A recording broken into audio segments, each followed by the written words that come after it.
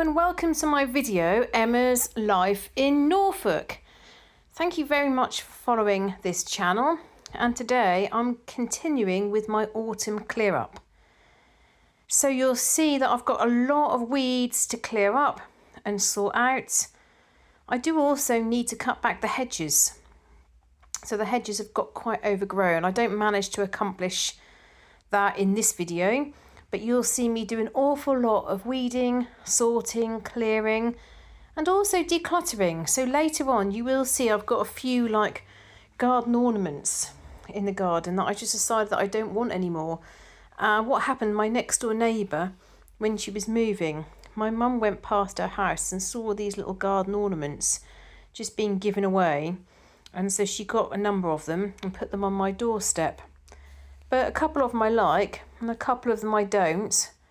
One is so badly weathered that you can't actually sort of really see that it's a rabbit.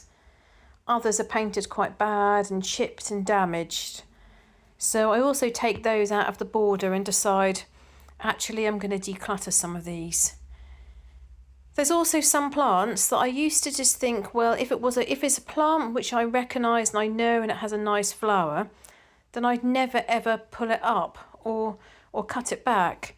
But what has happened is that's meant in some of my borders, like for instance the lavender, has got so big it's spread out over other plants. So now I have daisies and other plants growing up through the lavender, which is really not what I want. This very, very big weed here is very painful to touch, and the other day I'd done quite a lot of the weeding in my previous video, and my mum said to me, oh, why don't you pull that one up? That's taken a lot of space.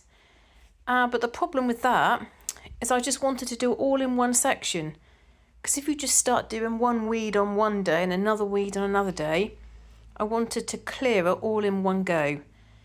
Also, you can see my new little privets that I've tried to put in the border here are being swamped really by ivy from the next door neighbour, blackberry bushes and roots from the next door neighbour, and generally weeds. So I spend some time clearing all that as well.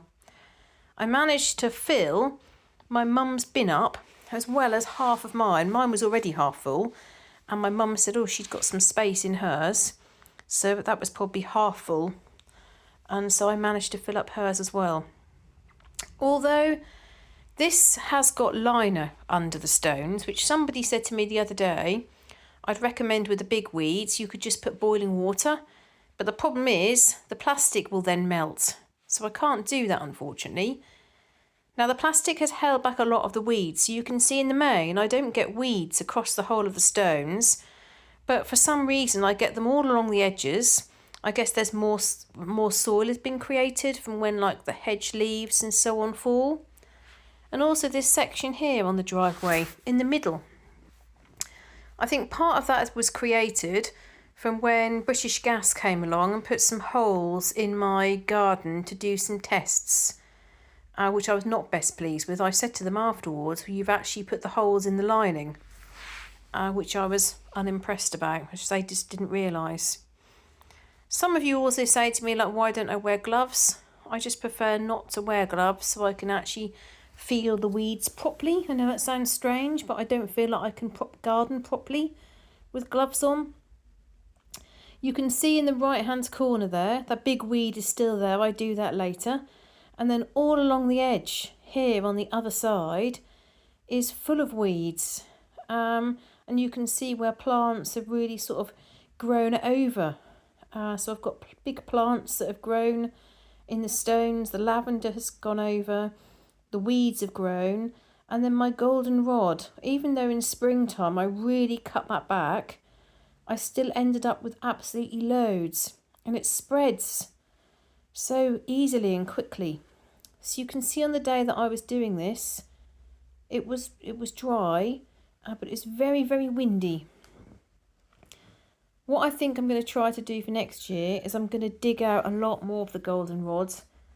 As I said, it just spreads and spreads and spreads, a bit like the little tiny purple Michaelmas daisies that you can see in the middle of the picture. They spread, and then you end up basically a border of Michaelmas daisies and goldenrod. It is fair to say though that this year I have neglected the front garden. The grass, I had all these plans to ensure the grass was really nice and haven't followed up any of them. The grass is basically grass and weeds, so I haven't been able to do that. For the last few days I have thought, right, let's get outside and do some more work, but that is in between the showers because we have had some rainy days. And I do love gardening, but I have felt more motivated to sort out the inside of my house, as many of you follow me on my other channel, Getting Tidier. I've been trying to declutter my house and sort things out and put systems in place. So the garden has been neglected a little bit. So what my plan is, that once I've done this weeding, I do the weeding all around the stones, and wow, that really makes the driveway look much wider because I cut all the lavender back. And then I go around the side where the car is and do that section as well. And then my next plan, which I don't manage to do in today's video, is I then want to rake the stones over from in front of the house where we had those stones delivered. It's really, really thick. So I want to rake the stones from there over onto the other side where the weeds are. So that will help keep the weeds down, and it will just help spread the stones round because they are too thick. And then once I've done that, I want to do some more weeding of the beds. So you do see me do that in this video, and clearing and cutting back. And then I want to try and get in some more bulbs. My front garden has always been a springtime garden, but because of various things spreading, it seems like some of the bulbs just haven't been coming back. But I want to put some tulips in, some daffodils, some narcissus. I've got quite a lot of hyacinths, but you can never have enough hyacinths, can you? I can remember coming to see the house in March, and it really, really struck me how the garden was such a spring garden. And there's two little places where we always get snowdrops first. Actually, that would be nice, wouldn't it, to put some snowdrops in as well. Anyway, so I want to really cut back the beds, clear up the beds, and then put some bulbs in. And I need to really do that over the course of the next month. As well as that, I need to put my radishes in with my daughter. And that's the plan for this Sunday. I've never heard her ask so many times to put seeds in. She really, really, really wants to put these radishes in. My radishes, my radishes. But I needed to make sure that all the potatoes were dug up, because that's in the same area that I had all my potatoes in. And now I've dug that area over, I will be able to put the radishes in with her. I was also looking my kohlrabi. So my kohlrabi are from not this year, last year, but they've all grown. I've got quite a few kohlrabi that we'll be able to have with roast dinners, which will be nice. It's one of the things that I like in autumn. We're more likely to have like a full roast dinner on a Sunday, and I like having artichokes and roast artichokes and roast kohlrabi. So we'll see. So you can see there where God dear, it was really hard to get that weed out. I thought I could do it with my foot, and then I realised that I couldn't and had to go and get a spade. I'm going to go through a few of your comments now. So thank you for adding some comments and thoughts. It's lovely to hear what you're doing in your garden. So the first comment is from Karen Howard, and Karen says, decluttering and organising the garden shows how much your home reset is working outside too. Bravo. Thank you very much, Karen, and thank you for following me on this channel as well. It's really lovely to see you comment on this channel as well. Sylvia Costello says, hi, a tip, boiling water on weeds dehydrates the whole weed, including the root, and dies off. From Sylvie. Thank you for that. I will definitely follow that tip where I don't have the liner. Definitely, thank you for that. Alice Gorgeous said, thank you very much for your response to my issue. I appreciate the support and advice. You'll have to let us know, Alice, once you've got an update, how you got on. Bit of an awkward situation. Sandy said, as usual, I'm running behind, trying to catch up on my videos. Oh, thank you, Sandy. Lots of weeding here. Always enjoy your videos. Thank you. Lizzie says, I would love to sort your pots into same sizes and stack. I love seeing them stacked all together and so easy in spring when potting up. Pot ones are expensive and need taking care of. Spend an hour, all three of you, each taking a size. Make it fun and get it done in a jiffy. Loving you as usual. Keep up the hard work, Emma, from Lizzie. Thank you very much, Lizzie. I appreciate your post, as always. Thank you for following me. I do need to sort the pots out, and I do spend some time on that. But I'm finding that once I get to a certain height, they all topple over, which did end up causing me a bit of extra work. Cynthia says, Hi Emma, I learned from personal experience and reinforced from Jodie Dunn that the black weed barrier doesn't work well. She uses flattened cardboard as a weed barrier, and now so do I. I've flattened my Amazon boxes to use and they do an amazing job of keeping the weeds down. P.S. I never have and never will eat a snail. Oh, I don't know how I missed your comment, Cynthia. This is the first time I've actually reading it.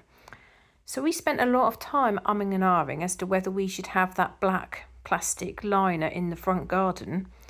And now I sort of look back and think, oh my goodness, all that plastic, the energy that was required to create it, etc., etc.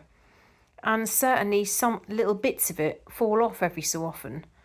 But I'd say in the main, that was a good thing, although there's a section which we've had to redo a few times due to the way that we drive into the garden that gets ruckled up. Overall, that has been useful, but I wouldn't use it anywhere else. And the interesting thing you said about the boxes, I've suggested that to my dad before, the allotment, because I've looked into the no-dig method of gardening, where you put like cardboard layers on top of any weeds, and then you put soil on the top and then grow things like that, because lots and lots of digging can cause damage to the soil, can't it? In terms of snails, have you never tried a snail? So I've had snails, I think, in France. What about other sort of seafood? No other types of things like that? The other place that I had snails was in Morocco, and honestly, I look back, I cannot believe that I risked my health and well-being buying snails and eating snails from a market stall in Morocco. I suppose the only benefit was they were steaming hot, so obviously that's beneficial, but the water, I don't know where the snails would have come from. I can't believe that I did that. I'll just excuse it as saying that that was in my youth. What would I have been? I'd have been 25, 26 when I did that. Barbara Crowley said, I love watching you. I'm a minimalist, so I get frustrated, but I love you. Aww. From Exton, PA, USA. And I'm going to have a look to see where that is. So you can see now in the video, I am doing exactly as a few of you have suggested. I'm stacking all the pots. And this is interesting because it really helps me to look at the view through the camera. So when sometimes I sort of stand and stop and look around and I think, oh, what do I do next? And then when I look in the camera, I can think, oh, well, yes, I need to do those pots. But I did find that when the stack gets too high, it just topples over. I mean, one thing that I've not been that open with is, you see how you've got the blue container which has got my potatoes, then you've got the shelf with loads of pots. Well, can you see next to the shelf is like an outdoor storage thing? That, my friends, is full of pots. So I know someone laughed and said, oh, the woman with 1,000 pots.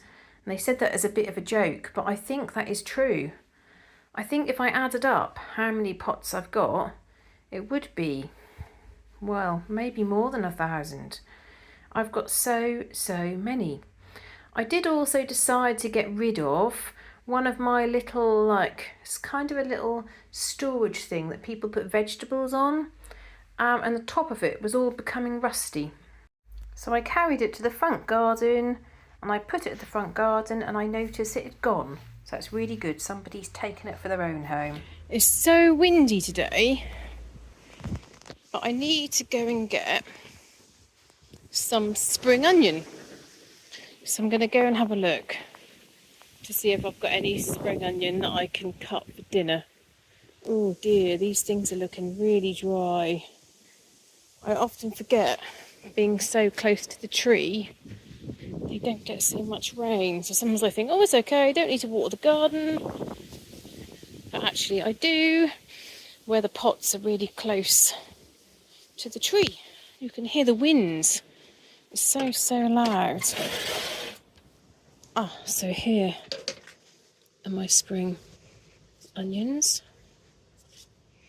I think. Let me taste one. Oh, sorry. What am I talking about? They're chives. And that's what I want. So I'm going to cut some of these to put on my daughter's fish. So just cut a clump like that. And I shall then cut that over the fish and bake it in the oven. And that's one of our favourite meals. So then I finish up in the back garden and I go back into the front garden because this was the day after, and then we did some really lovely sunshine. And you know, that evening somebody said to me how awful the weather had been all day, and I thought, isn't it funny how we've got such different memories and different experiences? She had been at work, I had been off work because it's Monday, and there was times that I sat outside and thought I need to put sun cream on my face because I'm going to burn. So that was not my experience of it being cold and rainy at all. So I've decided that I wanted to, again, cut down some of this goldenrod, clear back the lavender and create some spaces where I'll be able to, after getting rid of the weeds, put some more tulips in. I do think it's really interesting how people experience things differently though. That straight away reminded me of when in where I live in Norfolk, in the first lockdown when we had the pandemic, me and my husband and daughter, we spent so much time outside. We went on bike rides, we went on walks, we grew loads of things in the garden, and there was the first part of it was such beautiful sunshine. And then about a year later, I was speaking to a family member who was saying about how awful the first lockdown was because the weather was so bad. And they literally live about 2 minutes away from where I live. So it's funny how people experience things differently, isn't it? So my cushion has been commandeered by my husband and is now covered in tile adhesive, which is why I'm sitting on an old curtain.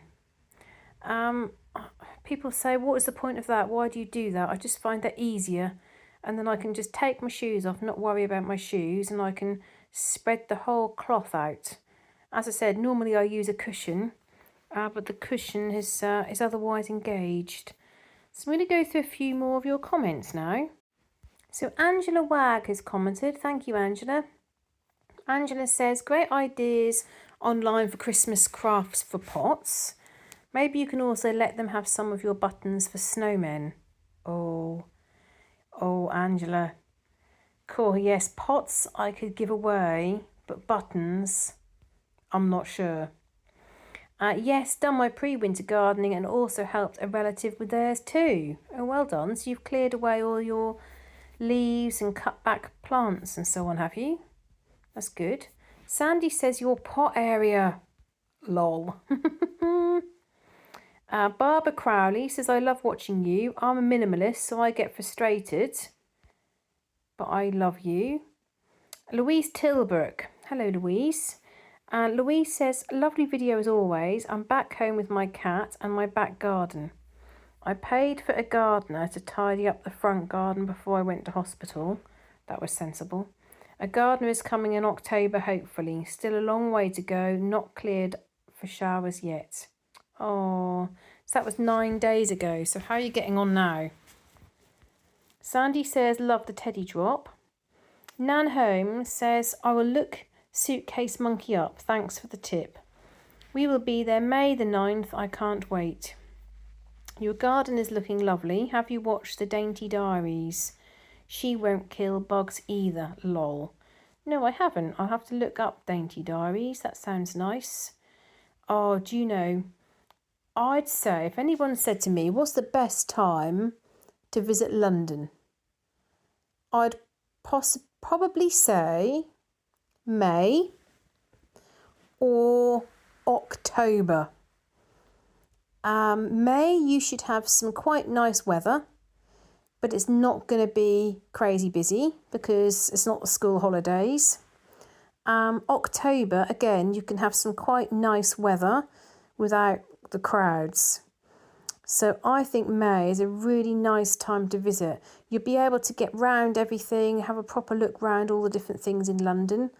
Now, I'm sure you're already researching all your trip, but there are different things that you need to look about booking in advance.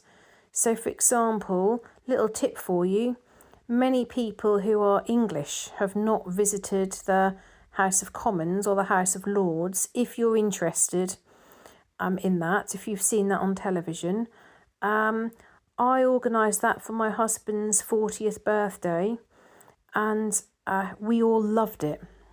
Really, really interesting. But you do have to book it in advance. So it might be worth you checking what things you need to book now, Nan, the things that you're interested in. Tracy Force says, I go and pull weeds up as well. I wouldn't use sprays. I did some weeding last week. I hate the thought of doing it, but once I'm started, I'm fine. And Karen Howard said, Heliculture farm for your snails. I know. I feel very tempted to do that. And when you saw me just now clearing up the pots, I found so many snails. You know, when you have a year where there's lots of snails, that's a sign that we're down on the predators for snails, so certain birds. So it makes me think that I'm not getting quite so many birds in my garden as what I have in previous years. So you can see I'm very slowly going round the whole of the stones. So I've done all the bit at the front of the house, so you saw me do that. I've now done the whole strips either side of the front bit, and now I'm doing this bit in front of the main garden. And then cutting back the lavender, cutting back other plants. This lavender here has taken over several other plants. I think I told you before that my dad put this lavender in. He didn't ask anything about it, he just one day brought it along. And I think he planted it, and he bought some for my sister as well. And I got really big in my sister's garden too, and it's not there now, so I'm guessing she had enough of it and pulled it all up. I do like lavender, but it's just getting massive and getting woody. So I've cut it back quite a lot, but I am going to cut it back more. And then you can see further ahead in the garden how the goldenrod now unfortunately has all collapsed. And you can see from this angle also how my grass is really bad. So this is a good time of year to sort the grass. So I think what I'll probably do is dig out the big weeds, then cut the grass and then feed it. Problem with weed and feed, of course, is I'm going to end up with massive great patches because I've got large areas of which just aren't grass, but we'll have to see. And there's some plants there that I just was thinning out because they've just spread to such a degree. And there's grass all in the beds. Our dear neighbour who used to come over and cut the grass for us and do the edges, he would always say, a grass is never finished unless you do the edges. It's the edges which makes it finished. But the problem would be, is he'd do a great job of the edges, but the borders got wider and wider and wider, which I didn't mind so much. But the edges, he just turfed back into the bed. So then what happened was I then got loads of grass in the borders, unfortunately.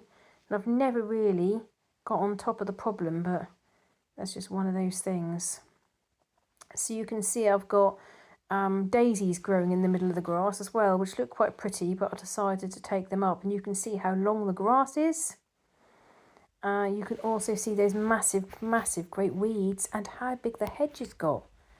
The hedge is now probably double the width that it used to be. So like I said, now I've done all the weeding, the next job is to rake all the stones over. So I've got an even kind of depth of stones across the whole of the front garden. Then I need to fix the water butt. My husband's going to help me do that because that's collapsed. So we need to sort that out because at the moment when it rains, water is dripping quite close to the house.